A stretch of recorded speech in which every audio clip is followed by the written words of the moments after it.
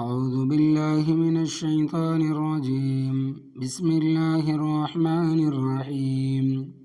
ويستفتونك في النساء قل الله يفتيكم فيهن وما يتلى عليكم في الكتاب في يتامى النساء اللاتي لا تؤتونهن ما كتب لهن وترغبون أن تنكحوهن والمستضعفين من الولدان وأن تقوموا لليتامى بالقسط وما تفعلوا من خير فإن الله كان به عليما وإن امرأة خافت من بعلها نشوزا أو إعراضا فلا جناح عليهما أن يصلحا بينهما صلحا والصلح خير وأحضرت الأنفس الشح وإن تحسنوا وتتقوا فإن الله كان بما تعملون خبيرا وَلَن تَسْتَطِيعُوا أَن تَعْدِلُوا بَيْنَ النِّسَاءِ وَلَوْ حَرَصْتُمْ فَلَا تَمِيلُوا كُلَّ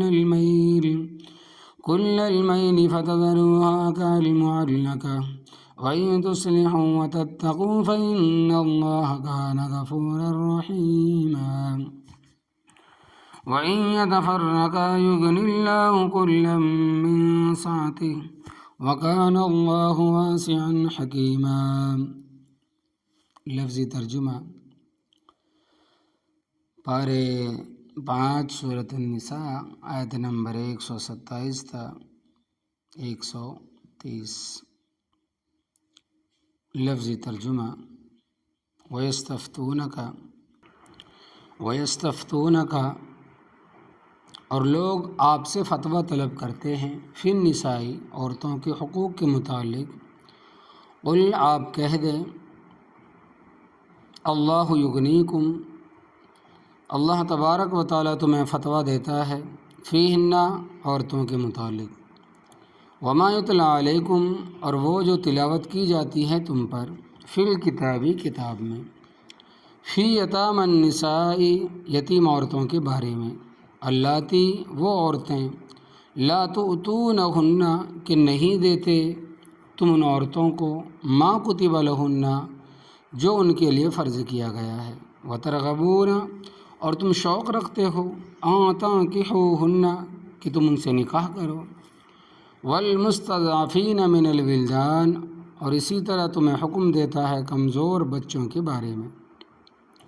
وَأَن تَقُومُوا اور یہ کہ تم قائم رہو لِلْيَتَامَى یتیموں کے حق میں بالقسط انصاف کے ساتھ، وَمَا تَفْعَلُوا مِنْ خَيْرٍ اور جو کچھ بھی تم بھلائی کرو گے، فَإِنَّ اللَّهَ پس بے شک اللہ تبارک و تعالی کانا ہے بِهِ عَلِيمًا اس کو جاننے والا، وَإِنِ امْرَأَةٌ اور اگر کوئی عورت خافت خوف کھائے، مِن بَعْلِهَا اپنے خاوند سے، نشوزاً بد دماغی کا، او اعراضاً یا اعراض کرنے کا، فلا جناح علیہما پس کوئی حرج نہیں ہے ان دونوں پر، ان یصلحا بینہما صلحا یہ کہ صلح کر لے آپس میں، صلح کرنا، والصلح خیر اور صلح ہی بہتر ہے، وَأُحْضِرَتِ الْأَنفُسُ اور حاضر کیا گیا جانوں کو، شح بخل پر، وَإِن تُحْسِنُوا اور اگر تم نیکی کرو گے، وَتَتَّقُوا اور ڈرتے رہو گے، فَإِنَّ اللَّهَ پس بے شک اللہ تبارک و تعالی کانا ہے بما تعملون جو عمل تم کرتے ہو، خبیرہ ان سے خبردار، وَلَن تَسْتَطِيعُوا اور ہرگز تم طاقت نہیں رکھ سکو گے، أَن تَعْدِلُوا کہ تم عدل کر سکو، انصاف کر سکو، بین النساء عورتوں کے درمیان، وَلَوْ حَرَصْتُمْ اگرچہ تم حرص کرو، فَلَا تَمِيلُوا پس نہ جھکو تم، کل المیل پوری طرح جھکنا، فَتَذَرُوهَا تاکہ چھوڑ دو تم اس عورت کو، کالمعلقۃ جیسے لٹکی ہوئی، وَإِن تُصْلِحُوا اور اگر تم اصلاح کرو گے، وَتَتَّقُوا اور ڈرتے رہو گے، فَإِنَّ اللَّهَ پس بے شک اللہ تبارک و تعالی کانا ہے غفوراً بخشنے والا، رحیماً مہربان، وَإِن يَتَفَرَّقَا اور اگر خاوند بیوی جدا جدا ہو جائیں۔ یغن اللہ، اللہ تبارک و تعالیٰ غنی کرے گا، کلن ہر ایک کو، من سعتہ ہی اپنی وسعت کے، وکان اللہ اور ہے اللہ تبارک و تعالیٰ واسعاً وسعت رکھنے والا، حکیماً حکمت والا۔ محترم بزرگوں، دوستو، دنیا انسانی حقوق کی رٹ لگاتی ہے صرف اپنے مفاد تک۔ جہاں اپنا فائدہ ختم ہو جائے وہاں گونگے ہو جاتے ہیں۔ امریکہ کا کہیں ایک آدمی قتل ہو جائے طوفان کھڑا ہو جاتا ہے، اور اگر دیکھیں کہ کشمیر، فلسطین، فلپائن، عراق، اری، ٹیریا، دوسری جگہوں پر ہزاروں مسلمان قتل ہو جائیں، ان کا کوئی نام تک نہیں لیتا۔ یہ انسانی حقوق کا علمبردار ہے، انہوں نے انسانی حقوق کی رٹ صرف اپنے مفاد کے لیے لگائی ہوئی ہے۔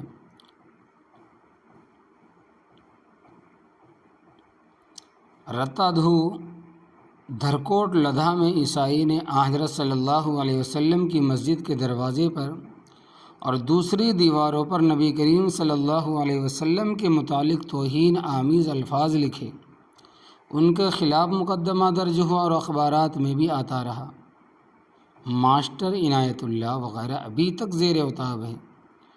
تو ان عیسائیوں کے لیے امریکی سفیر گجران والا آیا، اندازہ لگاؤ کہ ان کا معمولی سا آدمی پکڑا جائے تو سفیر پہنچ جاتے، اور مسلمان ہزاروں کی تعداد میں ذبح ہو جائے ان کو کوئی پرواہ نہیں۔ یاد رکھنا، حقوق العباد کے متعلق جو ہدایت اسلام نے دی ہے وہ عین عدل و انصاف کے مطابق ہے، اور دنیا کے کسی قانون میں اس کی نظیر نہیں ملتی، کوئی مثال نہیں ملتی۔ لیکن افسوس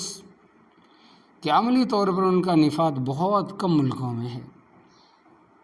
اس لیے نہ تو اقلیت کے حقوق کسی کو سمجھ آتے ہیں، نہ یتیموں کے، نہ عورتوں کے، نہ پڑوسیوں کے، نہ اپنوں کے، نہ بیگانوں کے۔ اسلام نے جو حقوق بیان فرمائے ہیں اگر وہ نافذ ہو جائے اور لوگ ان پر عمل کرے تو دنیا امن کا گہوارہ بن جائے، امن کا چمن بن جائے۔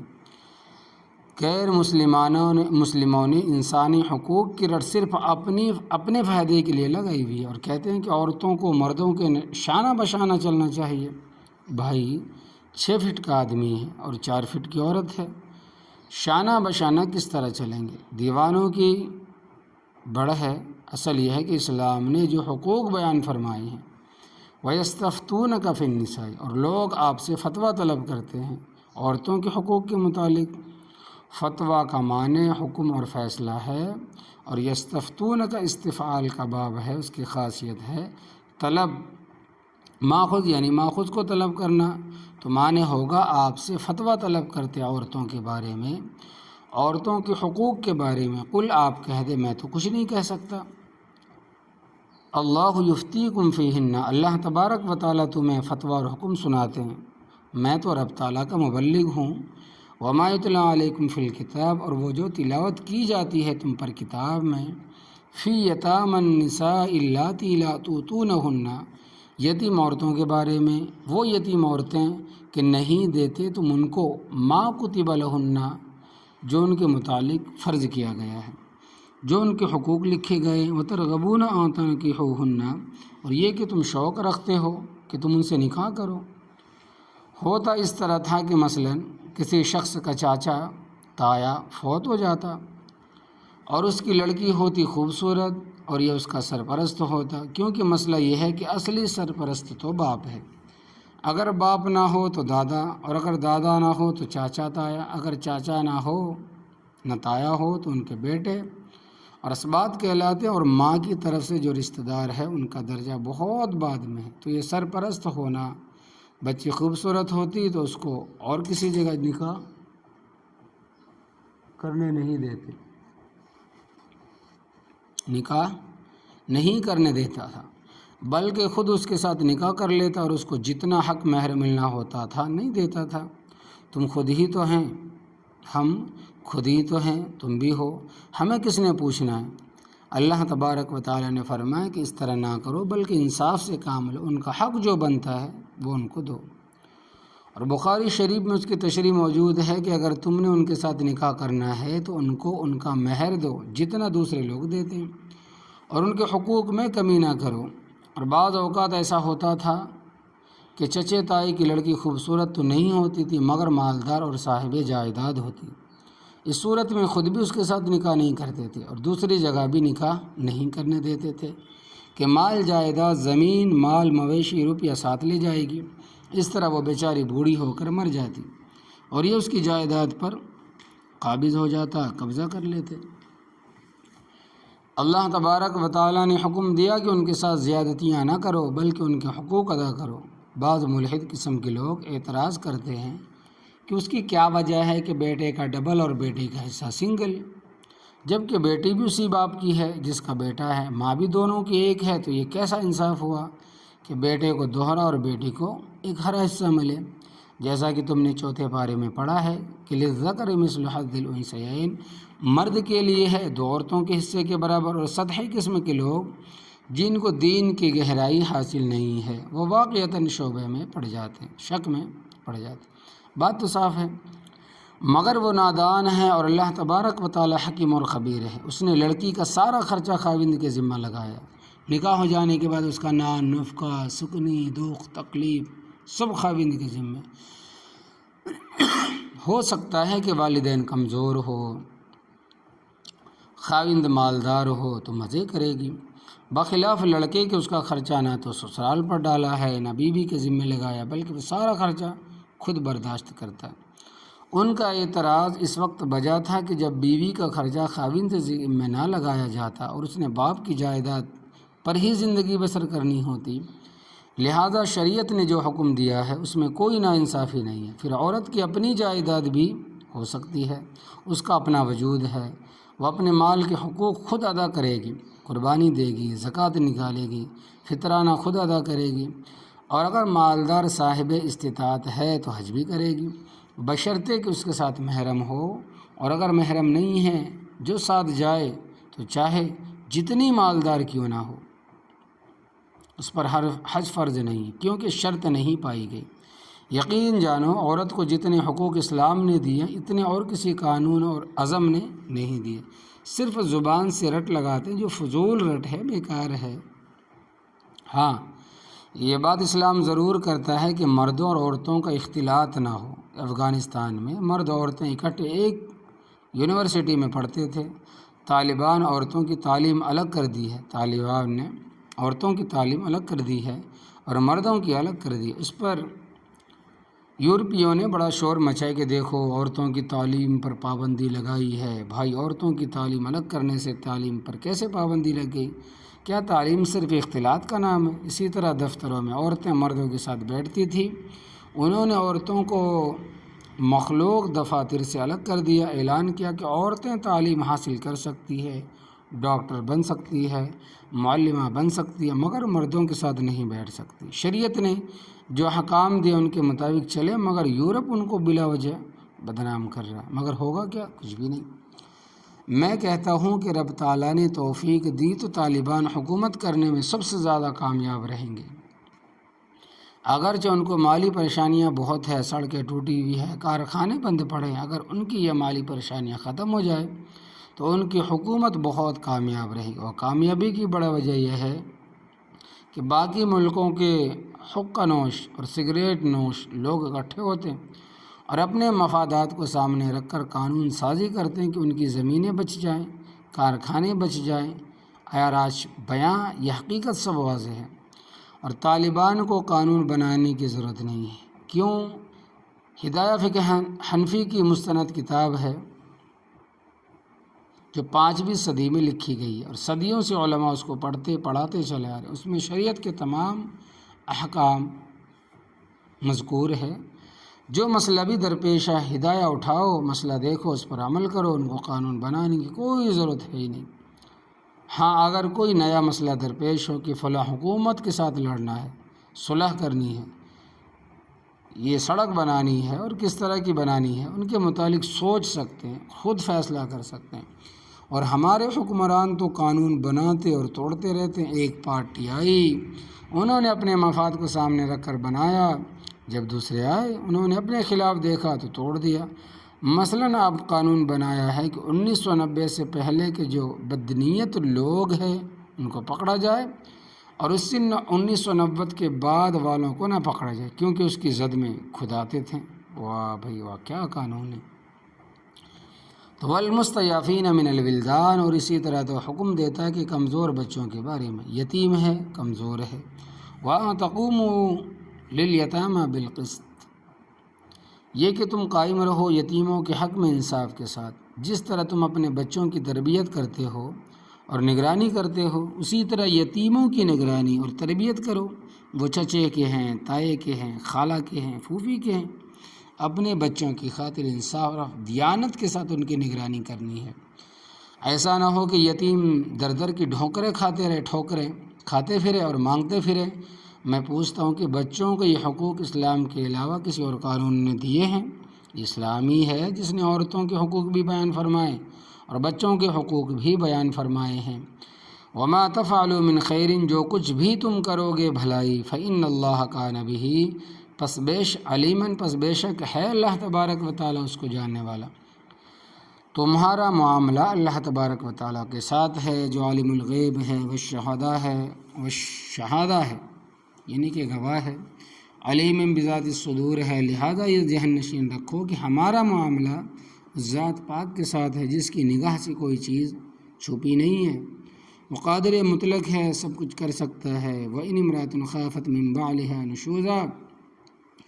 اگر کوئی عورت خوف کھائے اپنی خاوند سے، اپنے شوہر سے،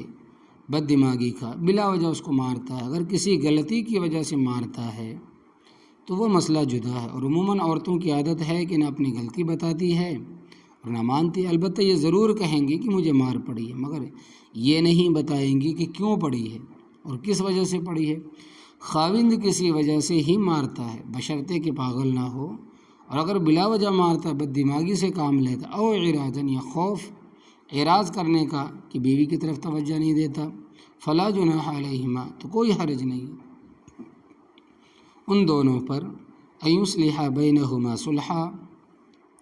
یہ کہ صلح کر لے آپس میں۔ صلح کرنا کہ عورت اپنا کوئی حق چھوڑ دے کہ جدائی کی نوبت نہ آئے۔ حکما فرماتے ہیں کہ بنسبت مردوں کی عورتوں میں ضد زیادہ ہوتی ہے۔ عورت اگر ضد پر اتر آئے کہ میں فلاں چیز ضرور لوں گی، تو ظاہر بات ہے کہ اس سے خرابی پیدا ہوگی۔ اس لیے فرمایا کہ صلح کر لیں، کچھ حق چھوڑ دیں، کچھ چھڑا لیں، اور بدمزگی بات پیدا نہ کریں۔ والصلح خیر، اور صلح ہی بہتر ہے۔ وأحضرت الأنفس الشح، اور حاضر کیا گیا جانوں کو بخل پر، اور حاضر کیا گیا جانوں کو بخل پر۔ استغفر، نفس بخل میں پیدا کیے گئے ہیں۔ عورت کہے گی میں نے اپنا حق نہیں چھوڑنا، مرد کہے گا کہ میں نے اپنا حق نہیں چھوڑنا، اور دونوں اپنی اپنی بات پر اڑی رہے تو بدمزگی پیدا ہوگی، اور یہ کوئی بھیڑ بکری کا مسئلہ تو ہے نہیں نا، آج اس منڈی میں کل اس منڈی میں، یہ تو شریف انسانیت کا مسئلہ ہے۔ اس لیے دوسرے مقام پر اللہ تبارک و تعالیٰ نے فرمایا ہے کہ وَإِنْ خِفْتُمْ شِقَاقَ بَيْنِهِمَا فَبَعْثُوا حَكَمًا مِّنْ أَهْلِهِ وَحَكَمًا مِّنْ أَهْلِهَا، سورۃ النساء۔ اور اگر تم کو معلوم ہو کہ میاں بیوی ہے، میاں بیوی میں انبن ہے، جھگڑا ہے، تو ایک انصاف، ایک منصف مرد کے خاندان میں سے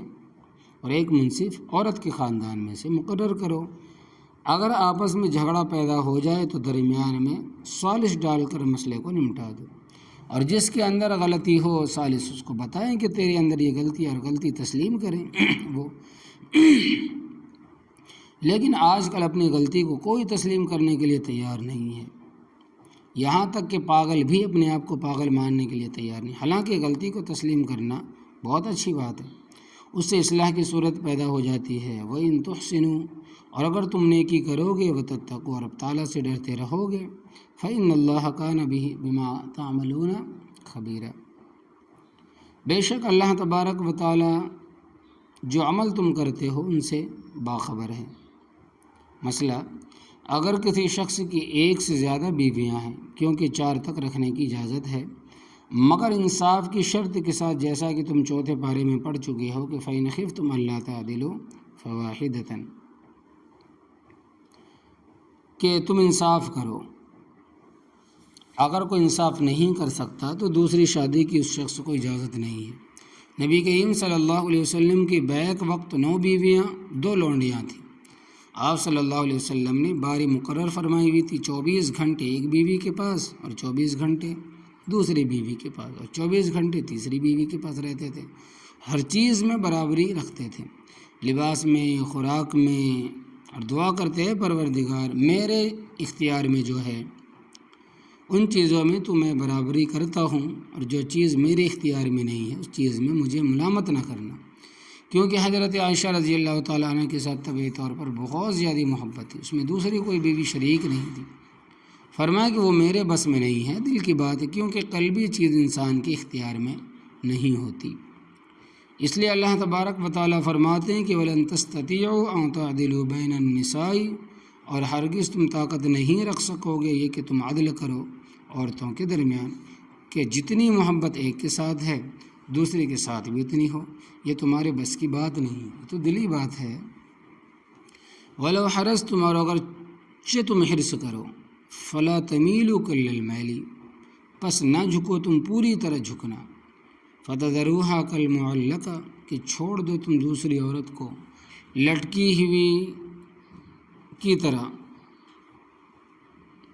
چھوڑ دو تم دوسروں کو لٹکی ہوئی کی طرح، نہ زمین پر نہ آسمان میں اس کا حق بھی ادا کرو گے۔ وَإِن تُصْلِحُوا وَتَتَّقُوا، اور اگر صلح کے ساتھ رہو گے اور اللہ تبارک و تعالیٰ سے ڈرتے رہو گے، فَإِنَّ اللَّهَ كَانَ غَفُورًا رَحِيمًا، تو بے شک اللہ تبارک و تعالیٰ ہے بخشنے والا مہربان، جو غلطیاں سرزد ہوئی ہے معاف کر دے گا، لیکن اگر نباہ کی کوئی صورت نہیں ہے، وَإِن يَتَفَرَّقَا، اور خاوند جدا ہو جائیں کہ طلاق کی نوبت آ گئی، یغنی اللہ کلا من سعتہ، غنی کر دے گا اللہ تبارک و تعالیٰ ہر ایک کو اپنے وسعت سے، عورت کو اپنی جگہ خاوند مل جائے گا، اس کو بیوی مل جائے گی، لیکن یہ اس وقت ہے کہ جب آخری حدوں سے تجاوز کر جائے تو پھر طلاق بھی جائز ہے، مگر مباح چیزوں میں سے بری چیز ہے، حتی الوسع طلاق نہیں دینی چاہیے، یعنی کہ جائز چیزوں میں سب سے بری چیز طلاق ہی ہے، جہاں تک کوشش ہو سکے طلاق نہیں دینی چاہیے، اور اگر اس کے بغیر کوئی چارہ ہی نہیں ہے تو پھر تو ٹھیک ہے۔ وَقَانَ اللَّهُ وَاسِعًا حَكِيمًا، اور ہے اللہ تبارک و تعالیٰ وسعت رکھنے والا، حکمت والا، جو حکام اس نے دیے ہیں وہ خالص حکمت اور دانائی پر